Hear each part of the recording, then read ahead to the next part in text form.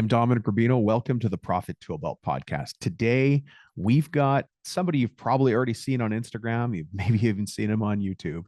It's Cameron Herold. Now, Cameron and I started working together way back in the days of 1-800-GOT-JUNK when he hired me to coach his inside support team for launching all their franchisee locations in their trades businesses. And what an interesting world this has become. Cameron and I have a shared background in, you guessed it, student painting. As you're going to hear me say in the show, being a student painter is learning how to box with the tonsils of a dragon. And Cameron went through exactly that same fire as me. He's a very wise and brilliant guy, and I've got him on here specifically to talk to us about time management strategies for 2025 just for contractors. I couldn't think of a better guest to walk us through this minefield. By the way, if you're interested in time management just for contractors, make sure you check out my channel because we're going to be doing a time management series that supports this particular episode. Let's get to the episode with Cameron. We'll see you on the other side. Oh, Cameron Herold, it's been a long time since I've seen you, man. That was a great soft intro that nobody's ever going to see. Dominic, how are you, man? It's so nice to see you. Yeah, so good to see you as well. I like your tan. You are coming to us from where? I'm in Sydney, Australia right now. And I was just thinking that I think you and I have known each other for over 25 years, which is crazy. Yeah. Do you know one of the most impactful things you ever said to me? You were running Got Junk. Yeah. And I was talking to you about doing the coaching for some of your new franchisees. And we had a bunch of meetings. Like it was not a one and done meeting. And I can't remember the name of the coffee shop, but it was near Granville Island. And you asked me a question and I said, I don't know. And you said, that was the first time you ever told me you don't know something. Wow. Yeah. And I was like, uh-oh, I sound like a smart aleck. I didn't mean to. No, I think it was probably a dawning for me too, because in all of the years that I've ever worked with CEOs, with entrepreneurs, with business owners, I tell them now at the start of all of our relationships, I only give experience share. I'm not going to give you opinions. Everybody has an opinions. I'll just share my experience or the experience of those I've worked with. And if I don't know something, I'll tell you, I don't know. I've never done it. If you would like my opinion, I'll give you my opinion. But I try to frame it that way because I think it's very dangerous when people just give opinions based on nothing, right? Yeah. One of my favorite ones is people will talk about like how they should raise kids. I'm like, how old are your kids? Oh, I don't have any. Like, what? You have no business telling anyone how to raise a child. Just stop. You're a danger to society. Yeah. Hey, some people here may not know you. So let me start with this question. Yeah. Cameron Herold, who the heck are you? And by the way, how is it you come to be speaking to all these forward-facing contractors all over the world? Wow. Okay. There's a good second part to that question. Let me start with part two is how am I speaking to all these amazing contractors? I really cut my teeth in my first real business in the home services construction-ish space. I ran a house painting company. Yeah. So when I was 20 years old, I had 12 employees and we were painting houses in a small blue-collar manufacturing town. So I was doing sales and time management and production management and hiring and interviewing and on-site with customers. I was doing B2B, doing house painting. I was also painting garages, painting small little businesses, painting gas stations. So I kind of grew up in that space. But yeah, I grew up as an entrepreneur. My father was an entrepreneur. He ran a pretty blue-collar business as well. He sold automotive and industrial equipment to the mines and to industry. And then both sets of grandparents were entrepreneurs. My one grandfather owned a hunting and fishing resort, and my other grandfather became the CEO of a pharmaceutical company. So I grew up in an entrepreneurial family, was really taught that having a job was a bad idea, and was taught very early that the number one reason to run my own business was actually to have control of my time, to do what I wanted, when I wanted, and to really be able to have the freedom of life because none of the other stuff really mattered. And then money always came separate, but that's how my dad groomed me, and it's how both sets of grandparents groomed me.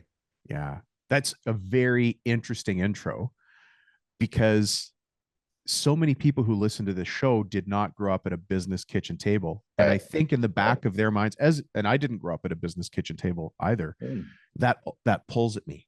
What do I need? What am I not aware of? What did I miss? What are the secrets other guys put in place for 2 generations that I still don't know about? Well, let me touch on that. And I'm almost rarely or almost never asked that question. So the way that I was groomed as an entrepreneur, right? The lessons that my parents and my grandparents gave me were I had to be good at leading others. Mm, I had to be good at leading myself. I had to be comfortable with standing in front of others and talking. right. So well, I'll give an example. When I was 9 years old, my dad would give us three items, and he would say, a stool, a glass of water, and a bracelet. Right. Stand up and do a story right now about a stool, a bracelet, and a glass of water. So I would stand up and I'd say, one day this young man was walking down the street and he found a bracelet on the ground. And Yeah. he decided that he was going to make money from that bracelet. So all he knew how to do was to get the attention of others. And he went into the town square and he found a stool and he stood up on the stool and he said, hey, I have a bracelet to sell. But then he started getting scratchy throat, so he grabbed a glass of water and drank the glass. Like, so what he was teaching us was how to think on our feet, how to be excited, how to get the attention of others, which is what you Right. need when you're selling others to join your company, when you're selling a banker to invest in you, when you're selling a customer. Leading So and those, motivating staff, all of that. yeah. He taught us how to sell, how to do door-to-door sales. When I was young, I was doing door-to-door sales of license plate protectors as a 10-year-old, how No to way. handle rejection. But my dad let us fail and struggle and then come home and go, Dad, no one's buying my lemonade. But he Mm, wouldn't be out at the corner with us selling lemonade. He'd sit inside. We'd come inside. He'd coach us. He'd let us go back out. He'd cheer us on what we're doing well. So there was all of this like, try it, learn, struggle, God, I'm so fail, glad. coach, right? I'm so glad you're Um, telling us this because this is what people don't realize is happening in the background when they see a competitor who feels like they're miles ahead of them. But you can go learn this stuff by listening to you. And I mean, you've written how many books now? Six. I've got my seventh being worked on. In There you fact, go. I knew that was my going to come. seventh. Well, you know what's interesting? My seventh book, we haven't got the exact title, but it's all of the lessons from grandmother that apply to business. And every one of Nice. us, every single person listening, watching right now, grandma was right. You know, she said, keep your nose to the grindstone, or don't put all your eggs in one basket, or Mm, better a bird in hand than two in the bush. What do all of those sayings mean? Like, as an example, don't put all your eggs in one basket. I've had so many entrepreneurs and business owners, oh, they're so excited. They have this one customer who's giving them all of this money. Yeah, but what if oh, that customer leaves? What if you've got huge risk. 80% of your revenue from one person, right? Or you have Yeah. that one employee who you rely on to do everything. What if that employee gets hit by a car or goes to Thailand to find themselves or quits? Now you've got Hmm. all your, so I'm writing a book about that. And I think there's a lot of truth that I think we overcomplicate business. Business can be really, really simple if we would just follow the advice grandma would give us. I love it. You know, all of those advice pieces that you gave are accurate for my grandmother, but she said them in Italian. There you go. Well, Nona was right, right? No, hey, perfect. Nonna was right. Hey, are you the learning chair or the president of a local or regional trade association? Well, if you are, I'm going to be offering 10 free trainings this year to trade associations. That's my way of giving back. So if you want to train your membership and talk to them more about profitability in the shop, how to run their people better, how to hire the right people, how to build systems that they can scale so they can grow this business and not have to be working in it in every day, or how to be profitable, give me a call and let's figure out a training that's going to work right for your group. Just send me a text message. Actually, my cell phone number is 315-903-7853. And just say, Dom, let's talk about training. I grew up in a city where there was a lot of Italians, so Yeah. Well, and so listen, you and I met through 1-800 Got Junk. I have a okay. painting background like you do. You and I met through 1-800 Got Junk, and people understand that and that story. Amazing story there. You did a lot Sure. of great things to start that and keep that going with Brian. But today, I really want to pick your brain about time management. It is such a hot topic. Here, let me rephrase that. It's a topic that should be talked about more, but gets overlooked because I don't think it's sexy enough. I would agree with that. And I think I want to start before we go to time management, and I Mm, want to talk about priority management. love it. So where I learned time management was back in 1989 at a company called College Pro Painters, which went on to become the largest residential house painting company on the planet. Mm, And they taught us a concept called priority management. So priority management was deciding, taking a look at all the stuff we have to do and prioritizing those things into A's or B's. Can I go into this in some detail right now? Is that cool? absolutely. I think this is Because what people are here. We need to hear this. this will lead into time management. So what you want to do we all have the same amount of time, right? We all have the 24 hours in a day. We all have 7 days a week. So you can't really manage your time. What you can do is manage the stuff that you're doing with the time that you have. So the idea is every Sunday night, make a list of all the stuff that needs to get done this week. Okay. Then take a look at your list. Maybe you've got 12 things on it. Maybe you've got 24 things on it. Maybe you got 32 things, whatever it is. Prioritize all of the things into A's and B's. Okay. Each of the tasks might be an A or a B. Then take a look at all the A's and put them in the number of importance. Like which one do you need to get done for sure? If you only got one A done, which is the most important? So it's A1, A2, A3, A4. Maybe you've got 7 A's and maybe you got 24 B's. Then number the B's in order of importance, okay? B1, B2. Then go back and look at all the A's and think, how much time will it take me or someone to do that A1, right? And by the way, how little time do you want to spend on that project? Because Parkinson's law says that work expands to fill the space that we give it, right? If I said to you, sweep the driveway, you could spend all day sweeping the driveway, right? You could get it absolutely to be the most perfect driveway in St. Louis. But if I said to you, sweep the driveway and be done in 12 minutes, you'd probably be done in 10 because I gave you a smaller container. So think about how little time do you want to spend or allocate on each item? Almost like how much money would you want to spend on it? How little time do you want to spend on each item in A? How little time do you need to spend on each item in B? Then take a look at your A1 with maybe you put an hour down. Find out when in your calendar you're going to do that. Find out when in your calendar you're going to do A2. And all of a sudden, you'll quickly realize you don't have enough time in your week to do all the things you want to do. So now it's time to step back a stage and say, wait a second. My to-do list does not have my name at the top of it, right? When you put the 32 things on the list, it didn't say Dominic's to-do list. It just said to-do list with a bunch of A's and B's. Now, I want you to go back and take a look at all the A's and say, who can I delegate A1 to? Who can I delegate A2? Or before you even start to delegate, how about, do I really need to do it?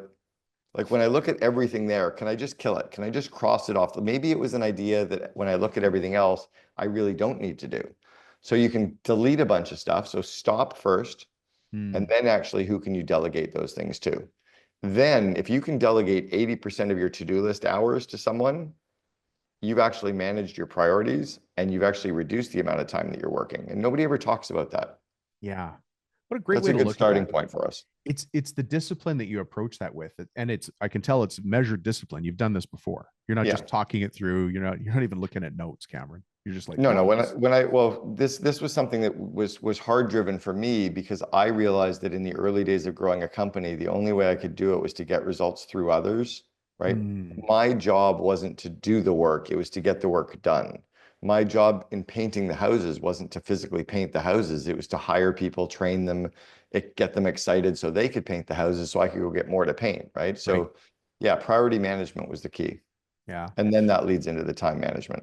I'll speak to time management in a second, but yeah, no, I appreciate you talking about priority management because if I'm not following my own priorities, I'm following somebody else's priorities. Or as you probably heard, if I'm not in charge of my time, somebody else is. And if we're not thinking about the priority of things to do, we're simply busy being busy, or we're working on potentially the right stuff, but in the wrong order, right? You could be really busy all day and really productive all day and get a whole bunch of stuff done and still finish the day and go, crap, I didn't get item 1 done. Yeah. Well, that didn't, then why? You didn't accomplish what you needed to. That was the thing. So it's more about prioritizing what you're going to work on versus managing your time. The managing your time part is different. I'll speak to that right now because then we can kind of dig into all these ideas. Sure. If we only have a certain number of hours in the day, the first thing I want everyone to do is to put a restriction on how many hours you're going to work. Because yeah, you could work 16 hours, you could work 20 hours, you could work 12 hours, whatever. That's not managing your time well. That's simply avoiding all the other things in your life you want to do. So to manage your time well, put all of your personal activities in your calendar first. Put your holiday time into your calendar first. And I'm talking about a year's worth. Put date nights in, put times with your kids in, put trips in, put your weekends in. And by the way, block off that you don't work Saturdays or Sundays unless your business requires you to work Saturdays or Sundays. And if it does, pick 2 days of the week, like Tuesday and Wednesday, that you don't work. but only allow yourself to work 5 days a week and shut down your work at 5:30 or 6 o'clock every single day. You should only allow yourself to work at night to catch up 1 night per quarter. And you should only allow yourself to catch up on a half day on a weekend, 1 half day per quarter. Because otherwise you're lying to yourself. You're not delegating well, you're avoiding your family, you're avoiding your spouse, you're avoiding the fact you don't have any friends or hobbies left. So control the amount of time, put all the important stuff in your calendar first. That's the starting point with time management. Second thing is people by day, paper by night. So what I like to do is decide when in my day are my customers available. So if your customers are really only available on weekends, great. Work Saturday and Sunday to do all your estimates, to be talking to customers, but take Tuesday and Wednesday off when they're at the office. When should you be doing paperwork? Well, in the afternoons, most businesses are busy trying to get a bunch of stuff done. So use that time to get your stuff done, but call them in the morning when they're not really working yet. So try to chunk your time down.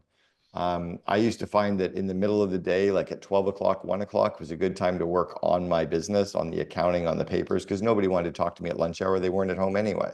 Right. So you kind of chunk your time. And then the last thing I do around my time management is I find certain kinds of activities that I do at a stretch. So if I'm doing a media interview, I might do 2 or 3 media interviews in a row. So I stay in a zone, because if I'm doing paperwork or bookkeeping or talking to customers, that's a different mindset to be in. So I don't want to do like an hour of media, an hour of accounting, an hour of media. I'd rather do 3 hours of media and 3 hours of accounting. So I block off my calendar to do those things. Yeah. Super interesting. And there's a And lot there's there. more. There's a lot there, but it's also, I can tell that it's been tested by fire. So a lot of people listening right now are going, but Cameron, you don't understand my business. You don't understand my customers. So let's take that question that they're asking out there right now, and I'm going to rephrase it. How often in your regular day are people trying to steal your time? And when you recognize it happening, what do you do to get back on your schedule, not theirs? Okay, so I'm going to go to the first part first, and then I'll come to the second part second. The first part is my area is different, my city is different, my industry is different, the size of my company is different. Yeah. I've heard that so many times. When I was coaching the CEO of Sprint, right, which is the 82nd largest company in the United States, a telecommunications company, larger than anyone listening or watching right now, I don't know anything about cell phones. I've never worked for a cell phone company. I've never coached a Fortune 100 CEO, and yet he was able to learn from me. He didn't say, well, my industry is different. He's like, what can you teach me? What can I take from you, right? So it doesn't matter that my industry or different is experience. The fact of managing a business and hiring people and getting results through others and managing myself, that's what's relevant to your business and to a contractor or to a business owner. How often are people trying to steal my time? No one thinks of themselves that way. But if I allow every interruption coming in, let's say it's every email that comes in, or every text message that comes in, or every social media message that comes in, that I feel like I have to respond or I have to give them time. No, I actually have to get my work done first. Right. And then what I need to do is compartmentalize that time. So as an example, this morning when I was out for coffee, I was looking through some of my social media threads and I got some video from some guy. And I'm like, first, I don't even know who you are. Secondly, why do I want to watch a 55-second video from somebody who I know you're probably going to be pitching me on your thing? So I just deleted it. Like I don't need to watch read the you. whole thing. Yeah. I don't need to watch any of it. Yeah. I don't actually know who you are. I don't know why you're emailing me. You didn't start with anything. If it's that important, you're going to come back to me anyway. So you don't need to just respond to people just because they send you things, right? It's like a flyer coming in the mail. Everybody gets all these magazines and junk mail. That's a great analogy. Yeah. We just just- because we I get just junk throw- mail. Yeah. I don't have to read your flyer. I don't have to read your newspaper. So we throw 90% of that stuff out. The other one is employees coming to me and saying, hey, do you have a minute? I'm like, yeah, I do. Tomorrow at 2 o'clock until 2:30, I have 30 minutes in my calendar that's open time for you to come to me. Yeah. But right now I'm focusing on what I need to focus on. Well, it's just a quick question. I'm like, okay, what's your question? So they ask me the question and I'll be like, well, what do you think we should do? Like, I don't know. Then go away and think about it and come back and tell me what to do, but I'm not going to do your thinking for you. So then they'll go away, they'll think about it, they'll come back and I think we should do this. Great, then do it. I'm not going to do your thinking. I'm not going to answer things for you. I'm not even going to give you permission to do stuff. As long as it's aligned with our core values, as long as it's aligned with our core purpose, as long as it's part of your roles and responsibilities and you're willing to live with the decision, then you should do it. If you don't know what to do, then talk to your teammates, go sit and spend time thinking about it. And if you can come back and go, hey, I've been thinking about it for 20 minutes. I still can't problem solve this. Can you help me problem solve it? Yes, I can, at our weekly one-on-one or tomorrow during my office hours. But right now, I need to quickly stay focused. When you force people to do their own thinking, you're growing their skills, you're growing their competence, you're growing their confidence.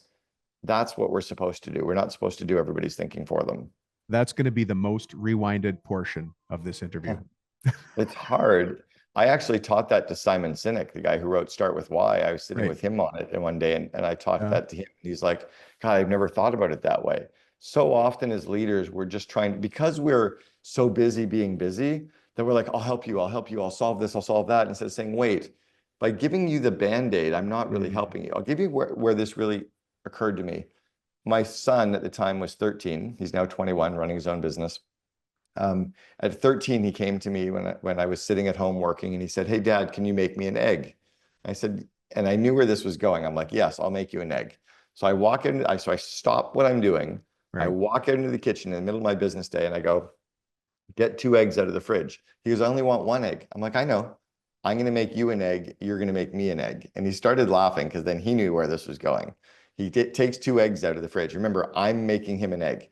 I said, get a frying pan out of the bottom drawer. He gets a frying pan out. Turn the gas on the front right element. How do I do that? Just push it in and turn it. So he pushes it in, turns it, gets the gas on. Okay, wait, put it at 5 out of 10. Wait till it gets a little bit hot. Now put a little bit of butter in the frying pan. Okay, see how it's starting to melt? Yeah, move the butter around in the frying pan a little bit. Okay, here's how you crack an egg. I show him how to crack 1 egg, and I crack an egg, put it in the frying pan. You do the second one. So he cracks it, puts it in. I'm like, okay, just put a little bit of pepper in. Don't put the salt on yet. Okay, wait. Yeah, see how it is? Now put the lid on it for about 2 minutes. Okay, good. Take the lid off. Yep, they look perfect. Flip them over gently. How do I flip them? You know how to do it. Just put the spatula in. I kind of showed him with my hand, but I don't do it. He flips it over. He flips the second one over. Okay, now put the salt on. Okay, turn it off. Let it sit for about 30 seconds. Okay, good. It should be ready. Put one on one plate, put one on the other plate. How? Use the flipper. Okay, he puts the flipper on. Yeah. And he starts laughing. He goes, I just made the eggs. I'm like, yeah. So I sit down with my son. We each have an egg, which I didn't want to eat, but I ate the egg with him. That was the end of the lesson. The next day, I walk into my home at like 1 o'clock in the afternoon. My kid's in the kitchen. I'm like, what are you doing? He goes, I'm making an omelet. I'm like, where did you learn how to make an omelet? He goes, well, I knew you weren't going to make it for me, so I went on YouTube. Boom, lesson happened. But as a business owner, what we end up doing is doing everything for people. We end up answering all their problems. Our job is to grow their skills and their confidence and their connections so they can continue to take on more responsibility. It's not to do the work for them. Yeah. You're not trying to be the hero, is what I'm picking up. You're trying to teach other people instead of jumping in and saying, it's faster if I solve it for you. I'll just do it myself. Because what's really faster is if you teach them how to solve it for themselves later, because then it's faster every day for the next 5 years. It might be faster for that 1 5-minute period for you to do it for them. But I'll tell you, if I'm ever going to do something for someone, I'm going to make them watch me do it. I'm going to make them tell me what they saw me doing, right? I'm going to use it as a coaching session. I'm just not going to do the work for them. Even if I'm thinking for them, I'll teach them what my thought process was. I'll think out loud and say, here's how I'm analyzing your problem for you. Here's the different solutions I'm looking at. So I kind of walk them through my process, but I'm not going to just make their decision for them. I'm not going to do their thinking for them. Is that something that you learned from your family? Your business-minded family, or? Trying to think. I started with saying no, I learned it at work, but I want to think if I learned any of it from my mom and dad. I know my mom and dad definitely, well, my dad for sure made me do a lot of business things or let me do a lot of business things that I was doing on my own at very early ages as a teen and even before I was a teen. And then when I struggled, he didn't swoop in to do it for me. He would just coach me and let me go back out. So like I would go into the ponds at our golf course and pull out golf balls and I would sell them to people. And I'm like, they're not buying a bunch of my golf balls. And he's like, why not? I'm like, well, because they're not the good ones. He goes, well, what are you pricing them at? I'm like, I price them at $1 each. He goes, why don't you price the bad ones a little bit differently? I'm like, that's a good idea. So I'd go back out to the golf course and I would do it. So many parents would go out to the golf course and they'd say, hey, buy my kids golf balls. That doesn't teach your kid anything. It doesn't do anything. Right? But coaching your kid, giving them some ideas, letting them go back out and try, and then come home and go, how'd it go? I'm like, Dad, everybody's buying them, but they're not buying the really crappy ones. He goes, what do you think we should do? I'm like, I'm going to price the really, really crappy ones even cheaper, and maybe they'll buy 50 of them just to use as practice balls. He goes, that's amazing. Right? And then you're selling golf balls. And who would have Right. thought, right? And he also didn't force me to think about every business for the next 5 years. Like maybe my golf course business was only happening for 2 months. That's okay. Right? Are you the learning chair or president of a local or regional trade association? If you want to talk to me about providing free training for your membership, shoot me a text at 315-903-7853 and just say, let's talk about training. That's what we'll do. Anyway, so yeah, I guess I did learn some there too. Well, and we learn it as we go, right? Right. But the key here is that you've also always been searching for places to learn. I'm sure, you sat with Simon Sinek. I'm sure you learned some things from him and he learned some things from you. And what's interesting is you guys are thought leaders in your own right, and you're still willing to go and learn things and try new things. And that's where we have to be as leaders, always open to learning. Well, I've invested a lot of money in my own learning. I've been a part of probably 5 different mastermind communities. I still to this day pay a coach to coach me on areas. I've paid mentors. I've read dozens of books, subscribed to online courses that I've gone through. I was an Entrepreneurs Organization member for 5 years. I was in the Genius Network for 8 years. I was in Strategic Coach for 7 years. I went to 5 baby bathwater events. I've been to 5 mastermind talks events. I've been to 3 war room events. I've gone to mastermind events in probably 6 countries. Yeah. So I've invested deep in my own skill sets as an entrepreneur. And I've always believed that I'm not supposed to be the smartest person in the room, right? It's that old saying that if you're the smartest person in the room, you're in the wrong room. You're in the wrong room. Yeah. I want to keep going to events where even if I show up as a speaker where I'm technically the smart person, I still ask all the other people in the room about their business and what they're doing well and what they're learning, because I can still pull stuff. And I might get an idea from person 1 and an idea from person 2, and those little ideas have an idea baby. Those 2 ideas merge together, and that's what I was looking for, right? Right. But I'm always thinking about, how do I want to grow? How can I get better? How can I get more efficient? Yeah. So you and I are having this conversation here right now about being that person in the room who's learning and is open. I was ice fishing last weekend with a friend of mine who's a $20 million home builder. And he said exactly the same thing. He just left a group to go find another group. And he's not entirely sure that group is right for him, but at the group he was in, he's like, it felt like I was the guy that everybody was coming to for questions and answers.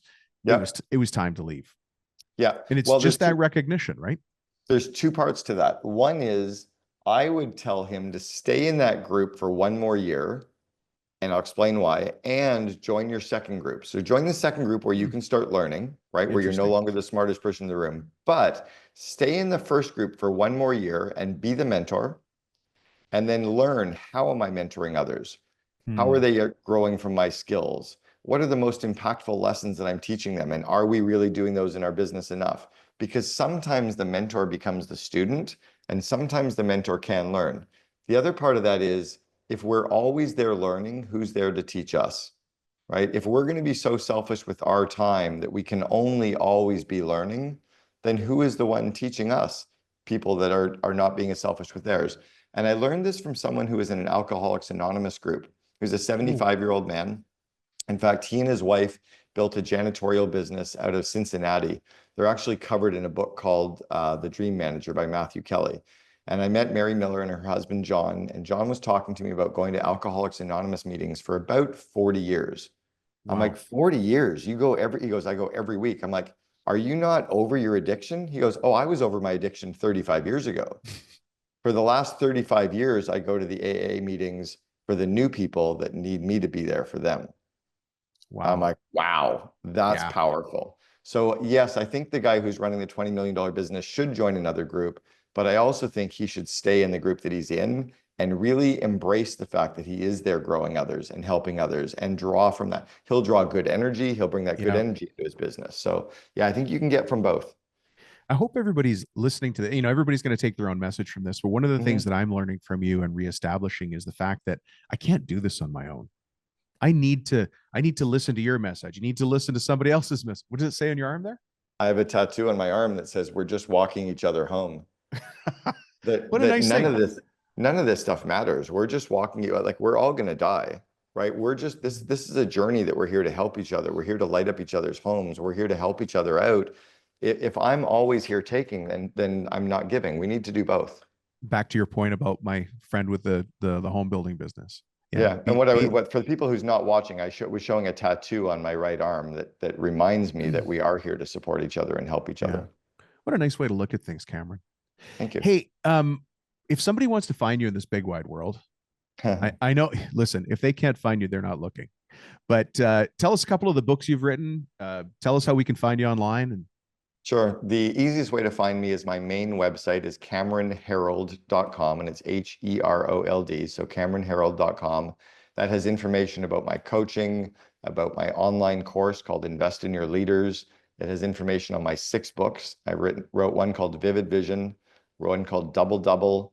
I wrote Meetings Suck, one called Free PR, another called The Miracle Morning for Entrepreneurs that I co-authored with Hal Elrod. And then my most recent book called The Second in Command. It has links to both of my YouTube channels, my Cameron Herold YouTube channel and my Second in Command YouTube channel. It has links to my podcast called The Second in Command. I've interviewed 450 COOs. And I'm sure there's probably some other resources out there. There's some, if we can't find you, we really aren't trying that hard. No, the world's littered with lots of people. I'm just one of the 8 billion. Cameron, thank you. It's, by the way, great to see you again. It has been a long time since you and I have crossed paths. Just had a great conversation. Yeah, man. It's good to see you too. I appreciate you sharing the wisdom. You've changed some lives today. You really have. Thank you. You're welcome. I got some good ideas too. Talk to you soon. Thanks, Dominic.